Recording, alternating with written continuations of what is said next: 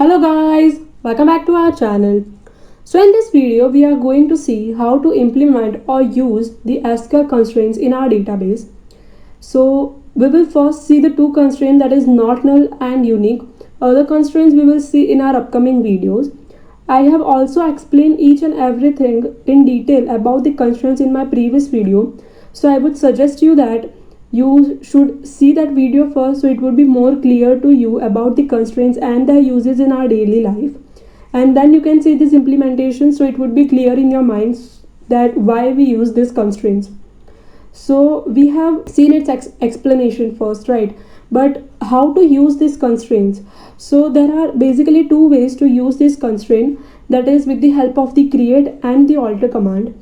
So while creating a table you can also use this constraint, so that is with the help of the create command. And if you have created a particular table and then you want to use this constraint, so you can also use them or add them with the help of the alter command. So this is how you can use both these commands. So let us first see the implementation of the not null constraint with the help of the first create command. So here I am creating a table.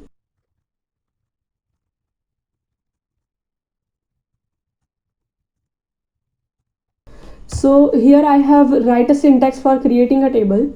So how to implement a particular syntax? So here I want to add the syntax for the column called name, that is for the syntax which I want to use, that is not null.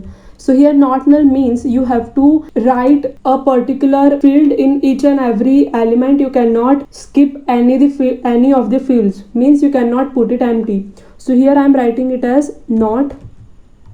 So where you have to write the not null, so you have written a column name and besides that it's data type name. So besides the data type, after a space you have to write constraint which you want to use in any column. So here I am writing it as not space null.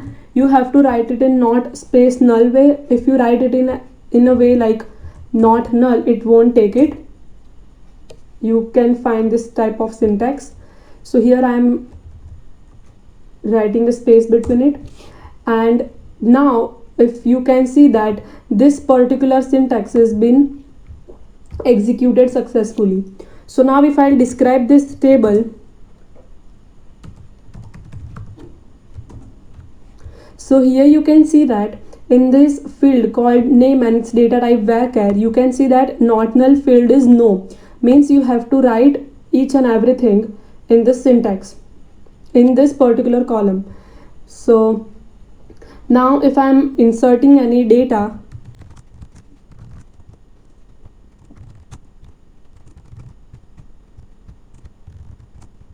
and now if we see,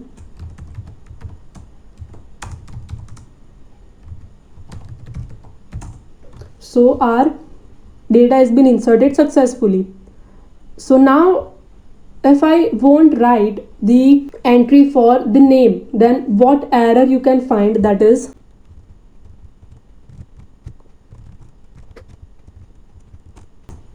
so here you can see that the field name doesn't have any default value, means you have to write a particular name for it. So this is how you can use a create command for inserting your constraint. Now how you can use an alter command? So the syntax of using an alter command is alter table, the name of the table, modify the name of the column in which you want to use the constraint, the column's data type and the column's name besides the data type, that is. So I want to give it for the roll number now. So I will write roll number, its data type is integer, and besides that it's constraint, that is not null. So now if I'll describe the table, then you can see that besides roll number also it is given as null.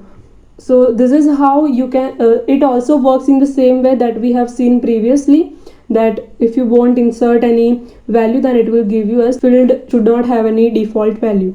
So this is about the not null constraint with the help of the create and the alter command. Now it comes the unique constraint. So where the unique constraint is used, So if you don't want to duplicate your values, if you don't want any values in your column should be repeated at that time, then unique constraint is used. So here with the help of the create command I am using a constraint. So I am creating a table called student1, and I'm putting all these columns just the same, and the procedure is also just the same. You have to write the create command syntax, and besides the data type you have to write the constraint which you want to use. So now here I am writing unique.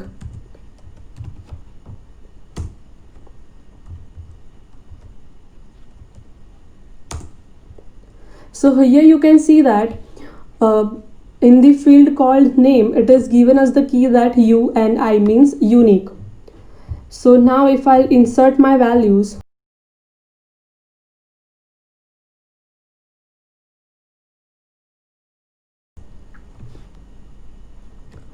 so our value has been inserted. So here you can see that our values has been inserted, and now the unique constraint is used, means you have to write a unique value. So if I am inserting this particular syntax again, means I am using the name Ram itself for the field called name, and if I am inserting, then it will give us an error that the duplicate entry Ram for key student1 dot name. Here student1 is the name of the table and name is the column. So in this way you can find the syntax if you will enter same entry which has been inserted previously. So this is how you use the unique constraint with the help of the create command. Now if you want to use it with the alter command, so syntax is just the same, you just have to change the syntax, you just have to change the constraint name. So now I am modifying it to the roll number, or suppose phone number. This is just an example. Phone number, its data type and the constraint. So now if we will describe the table, then you can see that in the row of phone number also there is the key unique which is used. So this is how you can insert the constraint with the help of the create and the alter command. Now this is only how we can implement it with the create and the alter command, but if you want to use them multiple ways, means you want to give it, that is you can see here also I have given unique constraint to both these columns, so it will also take it. So this is how these constraints are used and they are implemented with the help of the create and the alter command. In the next video we will see the other two constraint, that is check and the default constraint. So thank you so much for watching this video. See you guys in the next video.